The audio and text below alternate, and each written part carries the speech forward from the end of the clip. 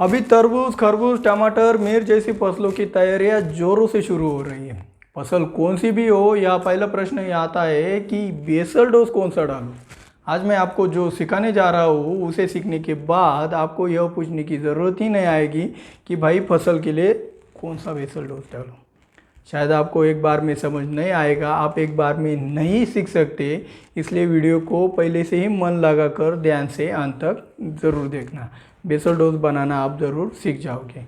पहले हम हमारे बेसिक क्लियर करेंगे। तो मैं हूँ दिव्यराज और आप देख रहे हैं अन्यर्माता। चलिए शुरुआत करते हैं आज के वीडियो की।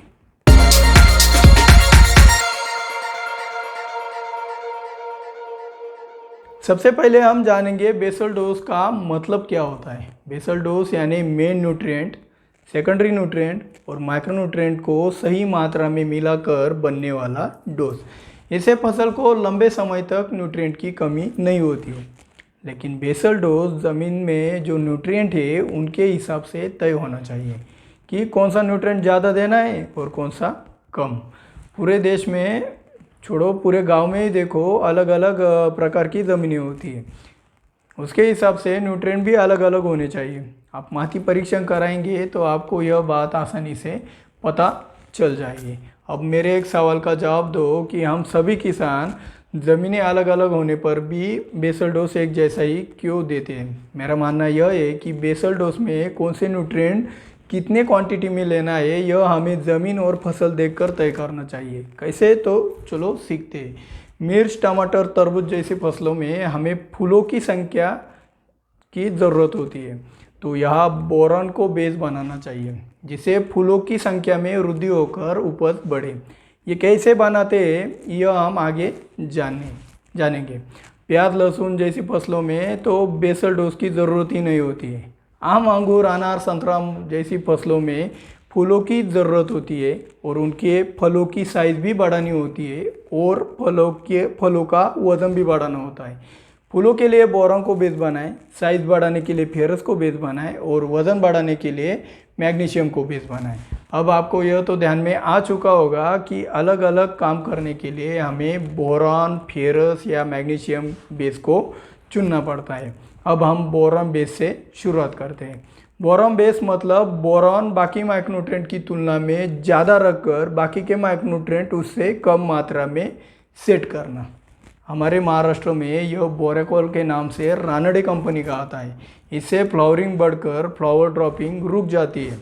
आपके यहाँ यह कंपनी का नहीं आता होगा तो ऐसी दूसरी खाद जो बोरॉन बेस हो उसका चुनाव करें। इसका स्क्रीनशॉट आप स्क्रीन पर भी देख सकते हो।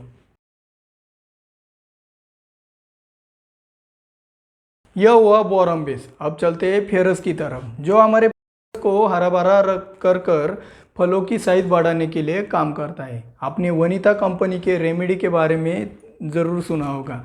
उसमें आप न्यूट्रिएंट लेवल देखोगे तो नीचे स्क्रीन पर देखो, फेरस सबसे ज़्यादा है और बाकी के न्यूट्रिएंट कम है।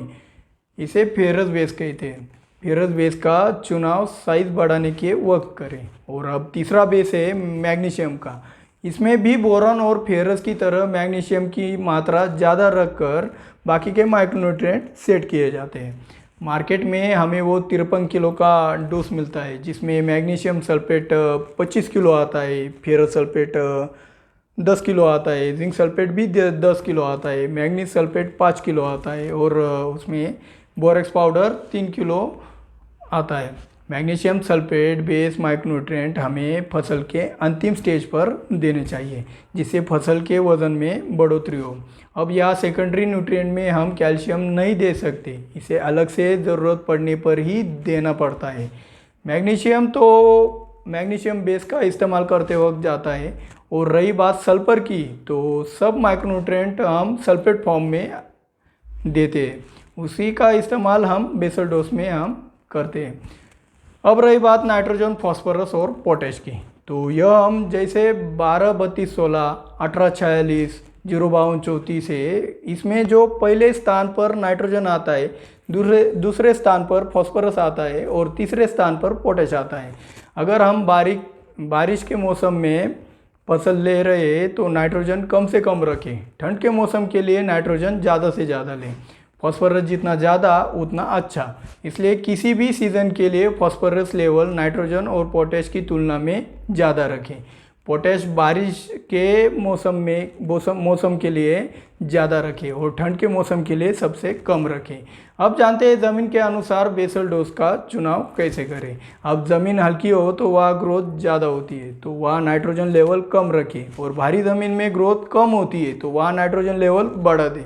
पोटेश में इसके उल्टा करना पड़ता है, भारी ज़मीन में कम पोटेश डालें और हल्की ज़मीन में ज़्यादा। इससे भी बढ़िया जानकारी जानने के लिए इस वीडियो को ज़्यादा से ज़्यादा शेयर करें, लाइक के साथ सब्सक्राइब भी कर देना। जय जवान जय किसान।